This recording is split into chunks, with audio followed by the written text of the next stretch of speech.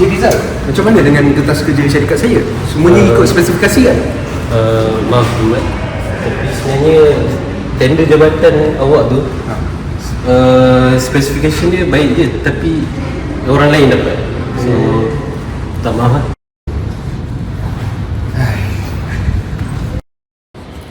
Datuk. Hello, Datuk. Ya, saya.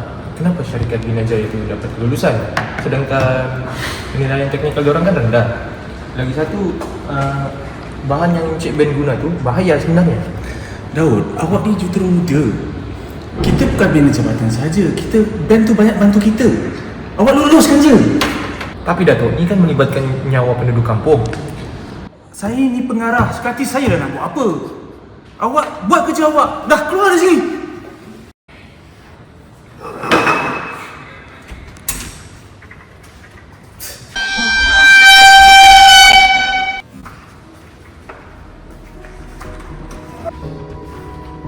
Ben, sini Ben. Hey Rizal. Good job bro. Aku dah agak dah. Mesti Datuk Azman akan luluskan punya. Of course lah bro. Bos mana pernah dulu pegawainya. Betul.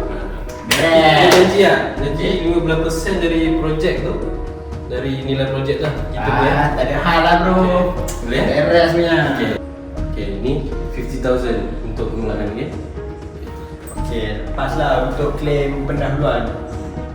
Cuma aku terpaksa kurangkan sikit lah besi dengan simen dekat tapak projek tu.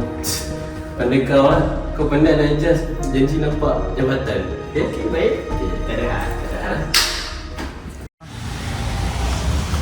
Daud, Cik, saya nak komplain sikit boleh tak?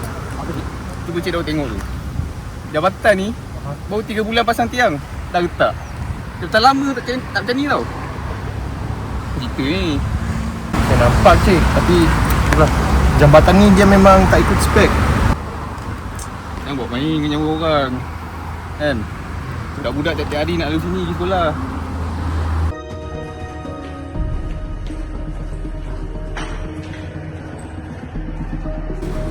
Assalamualaikum. Encik. Salam. Ni, boleh cek dulu? Boleh, sila.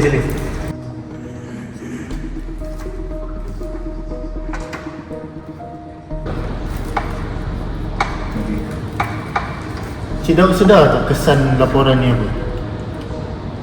Cik Azman ni ketua pengarah tau.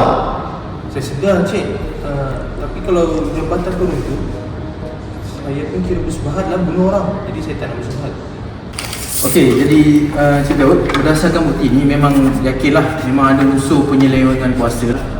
Okey, tapi Cik Daud tak perlu risau. Ada titi Cik Daud sepenuhnya kami akan lindungi di bawah Akta Perlindungan Pemberi Maklumat lah.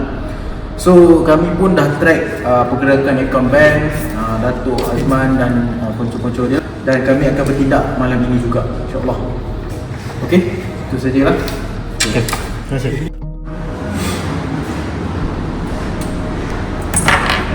Datuk, inilah baki komisen minggu lepas.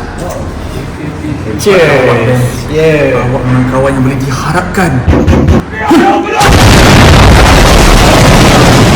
Jangan bergerak.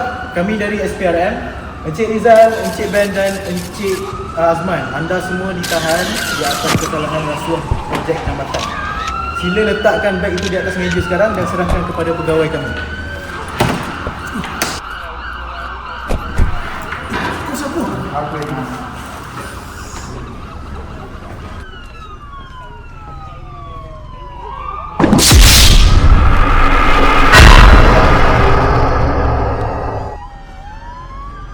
Korupsi bukan sekadar memberi dan menerima wang. Ianya merompak hak rakyat dan menggadaikan nyawa manusia yang tidak bersalah. Diam bukan lagi pilihan. Keberanian kita hari ini menyelamatkan masa depan negara.